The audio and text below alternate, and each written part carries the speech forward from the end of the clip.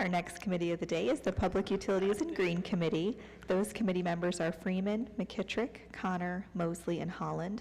Councilman Freeman is absent, so Councilman McKittrick will be chairing today. We have all other committee members present whenever you're ready, Mr. Chair. I'd like to call the Public Utilities and Green Committee to order. Clerk Bibiano, would you do roll call, please? Freeman, McKittrick, Aye. Connor, Aye. Mosley, Aye. Holland. Okay. Aye. All committee members are present except for Councilman Freeman. Could I get a motion to accept the previous meeting minutes? So moved. Second. All in favor? Aye. Aye. Opposed? Aye. Okay, that passes.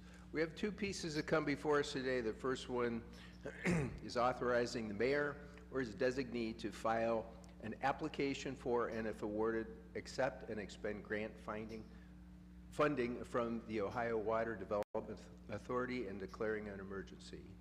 Who's speaking? Ms. Collins? Thank you, Chairman. This grant is to the Ohio Water Development Authority for a grant of up to $200,000. It would be to fund a disinfection feasibility study at the Cuyahoga Street storage facility, and we'd be doing that in concert with the University of Akron and the U.S. EPA Office of Research and Development. They're out of Cincinnati, to determine if we can reduce any of the remaining 100,000 million gallons of combined sewer overflows that are modeled to be coming from the OSIT by adding treatment in the form of disinfection. And we're hypothesizing that that could get that 100 million gallons of combined sewer overflows from the OSIT down to 60. So this is a study to determine if that's true and if it can be performed well. So there's an in-kind match that we will be able to provide with the US EPA's Office of Research and Development equipment. So this is essentially coming at no cost to us. Thank you. Well, this seems like a great thing in light of everything that we've done so far. The people have worked so great on this to try to reduce our costs, but still continue to achieve the goal of the consent decree. Any questions or comments from committee members?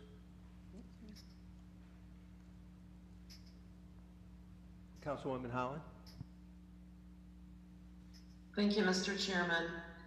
Ms. Collins, is it safe to say that if this is successful, that this will actually sort of serve as a backstop in terms of the performance requirements of the consent decree?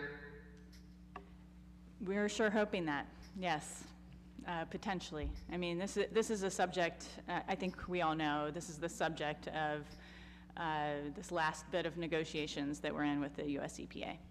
Yes. Very good. Fingers crossed. Thank you. Councilman Malik? Thank you, Mr. Chair. I'm going off that same point. This proposed treatment is not required by the consent decree. That's correct. Okay. And then is there a sense of kind of what the scale or cost of this project would be if we were to move beyond feasibility? I mean, I guess that's part of the purpose of the feasibility study. That's part of the purpose of the feasibility study. It would certainly be much, much less than building the enhanced high rate treatment facility next to the OSIT. Okay. Yeah. Thank you. Any other questions? What's your pleasure on this? We would love it if you could suspend the rules on this. We are hoping to apply by the end of the month. Gotta get a motion. I'll make that motion to suspend the rules with favorable report. Second? Second. All in favor? Aye. Aye. Opposed? Okay. Get that out tonight.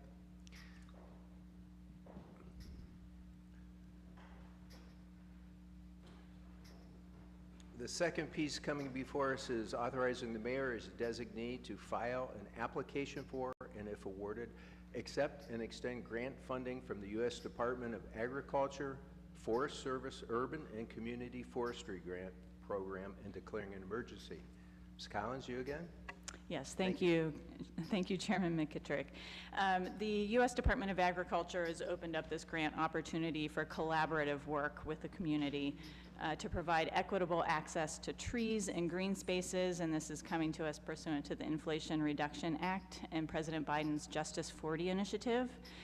In response, we are proposing our version, and it's not going to be called this, but it's best understood as our version of the Akron Civilian Conservation Corps.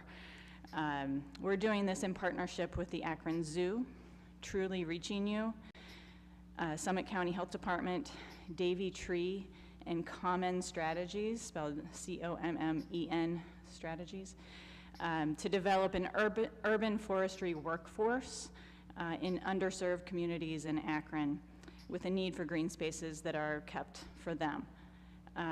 The workforce development will target 2 at-risk groups through project partners. So with the Akron Zoo, the programming would focus on young adults from ages 18 to 24.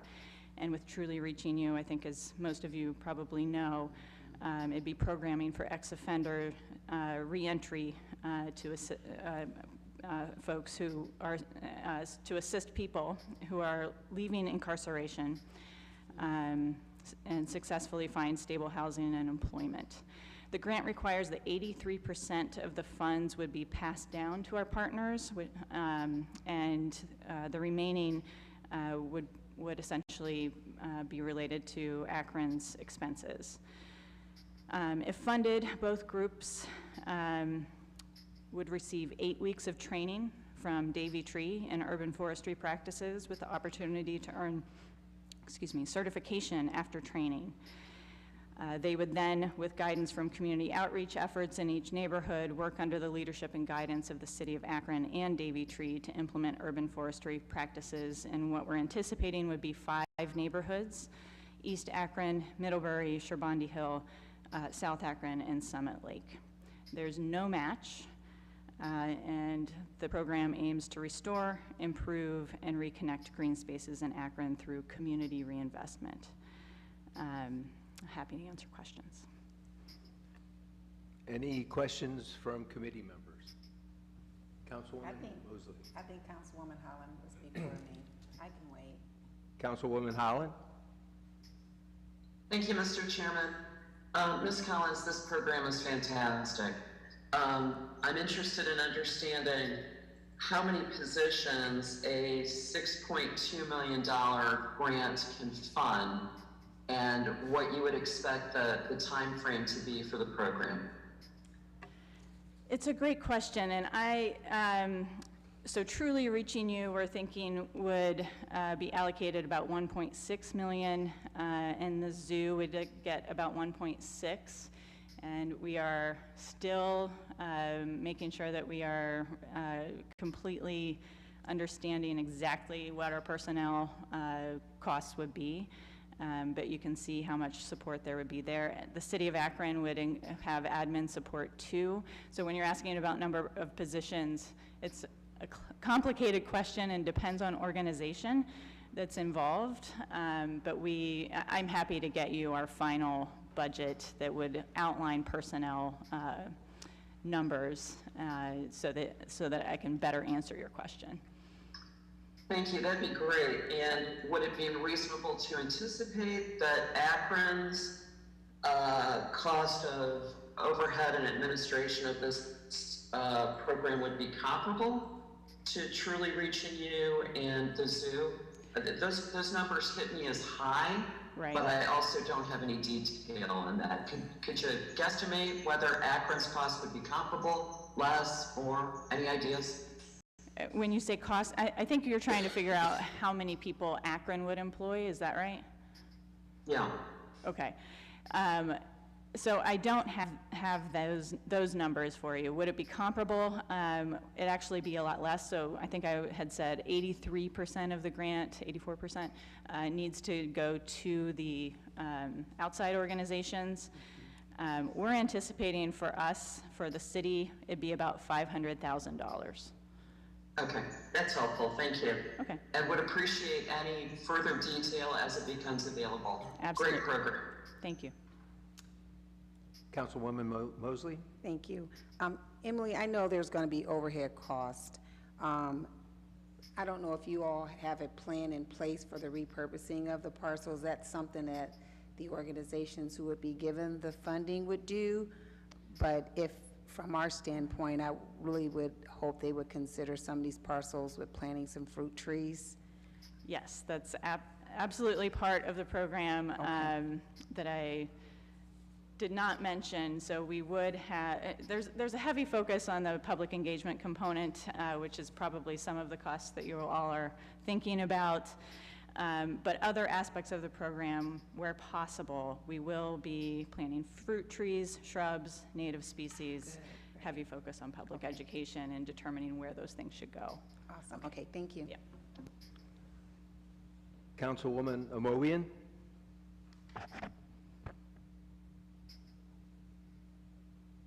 Thank you, Mr. Chairman. Can you hear me okay? Yes. Yes. Good. I'm curious for a number of reasons, and I'm glad to hear that TRI is being a part of this in a large way, and it gives an opportunity to have a diverse workforce.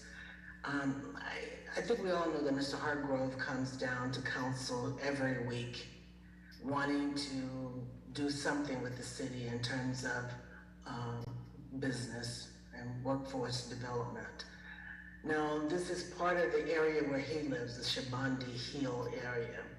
Is there any way that Mr. Hargrove could be brought in to become a part of this in some way?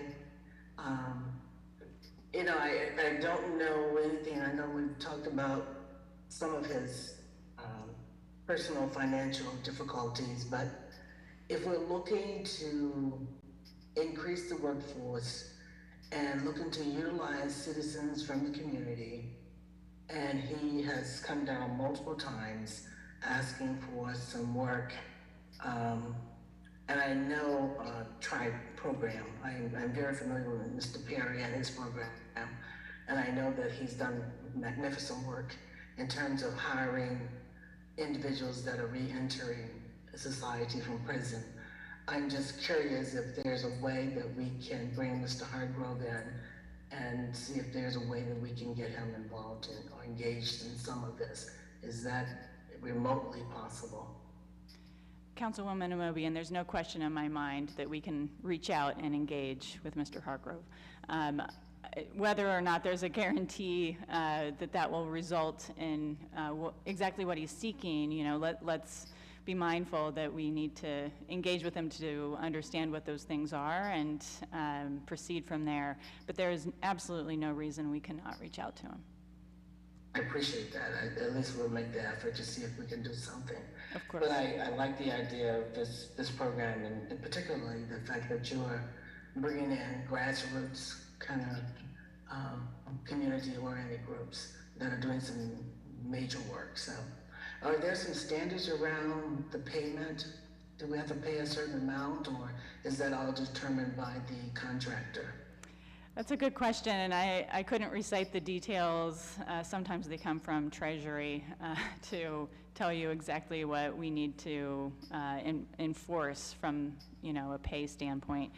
But you'll notice that we're acting as a pass-through organization for a lot of these funds, so I suspect most of our obligation on pay will have to do with the City of Akron workforce who are overseeing it.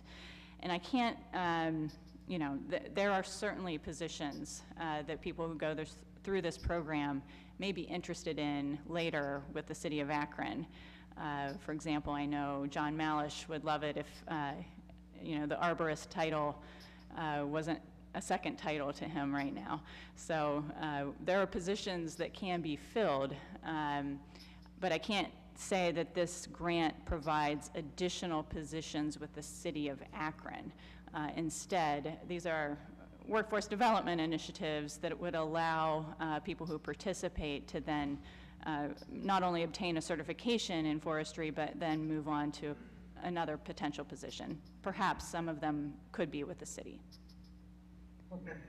Well, thank you very much. I like the fact that we're reaching out and trying to be true to elevate Akron and doing things that we can do to improve what we're doing. Thank you. Thank you. Councilman Malik. Thank you, Mr. Chair. Thank you, Ms. Collins. It sounds like an exciting and creative proposal.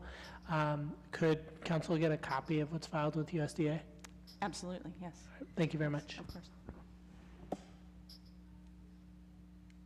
I don't see any other hands raised. What's your pleasure? This is another one that we're asking for you to suspend the rules on, and thank you for doing this. I appreciate it. Yeah, we're coming up against it, some deadlines.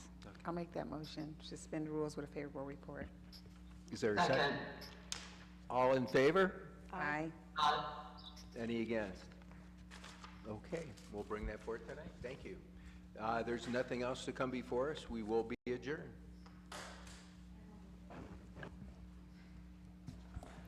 Our next committee of the day is the Budget and Finance Committee. Those committee members are Freeman, Amobian, Malik, Baylor, and Lombardo.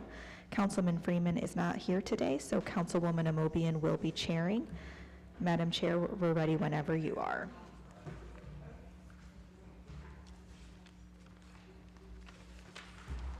Thank you very much. Roll call, please. Freeman, Amobian, Here. Malik, Here. Baylor, Here. and Lombardo. Here. All members are present except for Councilman Freeman. Thank you very much. May I have a motion to accept the minutes from the previous meeting, please? So moved. Second. Been moved and seconded. All in favor? Aye. Opposed? The minutes are approved. We have one piece. There's nothing on the previous agenda that I see. Am I correct, Sarah? Yes, that's correct. The one piece that we have is an ordinance authorizing the Director of Finance or his designee to enter into a contract or contracts without the formality of publicly advertising for bids with Crane, Langner and Company for the provision of professional risk and insurance management services for the city of Akron and declaring an emergency. And I'll turn over to Mr. Fricker and Mr. Wheeler. Thank you, Madam Chair. So this is a one-year contract with Crane Langner. They have been our insurance consultant for the past 25 years plus. So I try to look and see how old it goes, at least back to the beginning of Banner. So rather than having an internal person handle that function, we've been using a consultant for the past, as I said, 25 years plus, relying on their expertise to help us with our various insurance policies. So we have both some property policies and then a few liability policies that cover various areas. So we rely on them to develop the RFPs for those policies when we bid them out, and their expertise in terms of the amount of coverage, the deductible levels, and things like that. So this has been a very good relationship for the past several years, and we would like to do another one-year contract with them. Thank you, Mr. Fricker. When I spoke to Mr. Fricker earlier, he explained that this is something that's been done for all these years, the 20 plus years, and that it was one of those contracts that didn't come before council. And so now that we've asked for the contracts to come before us, this is one that they have been redoing for years. And it's the same company, but he indicated that they have multiple individuals with certain expertise that allows them to tell us about liability insurance, medical, just the various areas that we need coverage. And again, they don't provide the insurance, they do consultation to help us make decisions about what we need to protect ourselves. What questions do we have? I see a hand, but I don't see a face. Let's go with the committee first. Yes, Councilman Malik has his hand raised here in chambers. Go ahead, Mr. Malik. Thank you, Madam Chair, and thank you, Mr. Fricker. I just wanted to, kind of comment. especially when we're thinking about, the decision of whether to do something in-house versus contracting. And this, to me, makes sense as something to do contracting. I know that the advice that we receive around insurance often is very specialized, particular questions, and having that kind of continuous expertise can be helpful. So I just wanted to make that point. Correct, and I think that's the reason, way back when the city made the decision that we would do this with a consultant that have that very specialized expertise in the insurance world, so to speak, so. Yeah, I did ask the question earlier when I talked to Mr. Bricker. I said, why do we need somebody to tell us how to do this? And he explained in various ways. I don't know if you want to share that with the committee as well, the different kinds of situations that you run into where you need. Right, I mean, I think it's just it's a matter of, they are out, on behalf of all of their clients, purchasing insurance basically on a daily basis, where this is something that we only do, from time to time. We may have 1 or 2 policies a year. They also monitor our, just some of our risk levels and look at some of our assets and see if it makes sense, to maybe have separate policies for those. I know, we put in place a specific policy for the OSIT tunnel just because of the unique nature of that asset. So just advice like that on various assets that the city has, and they have a lot of expertise in that area. Right. And thank you very much. And I also asked the question about why can't we rotate this and take it out to bid? He said we've been doing this with this company for 20-some years. Yeah. And someone would have to spend a lot of time to get up to speed. Right, so, I mean, I think the answer is that, we could do that. But, we are happy with the relationship, and as I said, they have developed a very in-depth knowledge of our specific insurance needs and programs. So, we think, as I said, the relationship is a good one, and we'd like to continue it. Okay. Are there other questions? I see Councilwoman Holland's hand. Councilwoman Holland? Thank you, Madam Chair. I have kind of a similar question. I have a little bit of experience with this kind of service contract from my service with Summit County Children's Services Board. And in fact, there are a lot of organizations that provide this sort of consulting work for government entities. And so I think the question was partially answered, but I really do want to kind of, hone in on this. I was recently informed that it is the view of the finance office that, for example, the approved medical debt relief project must be competitively bid, even though there's really only one organization that has been conducting these medical debt relief retirement programs. And I'm kind of having a hard time squaring this.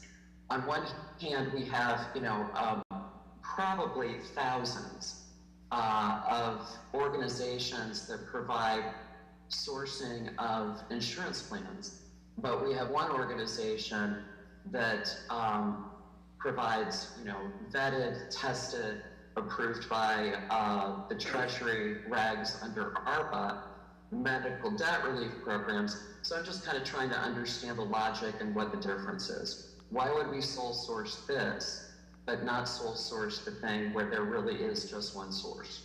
So I believe that my most recent email, I indicated that I don't think we need to necessarily competitively bid the medical debt relief. So that's something that we're looking at. As I said in my email, my goal would be not to do it, not to competitively bid it, but to use RAP medical debt, but it's something that we're evaluating right now. Thank you. Thank you. Are there any other questions from any other council members? I don't know, Sarah, can you see anyone else? I do see Councilman Malik has his hand raised here in chambers. Councilman Mallett?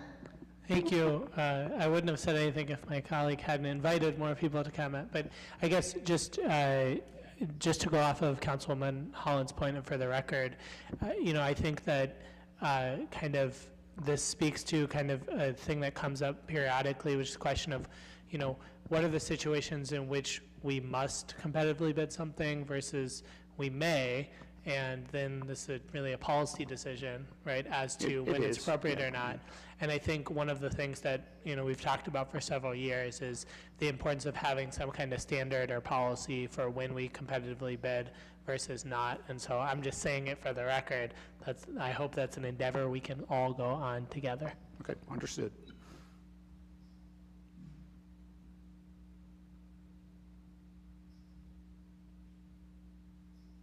Was that a question or just a comment? Just a comment. Oh, okay. Thank you. So, see, are there any other hands, Sarah? I do not see any other hands raised. Thank you very much. What is your pleasure, Mr. Fricker? We would like to pass this if we could. You like to do the emergency? Yes. Oh, may I have a motion, please? I would make a motion for suspension of the rules with a favorable report. Second.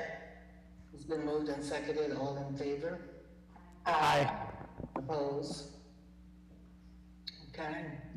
I believe this has been approved by the committee, and we will bring it forth tonight for approval by the full council. Thank you. Is there anything else to come before us? Seeing none, we are adjourned. Thank you very much. That is the final committee meeting of the day. Council will meet at 7 p.m. tonight. Thank you.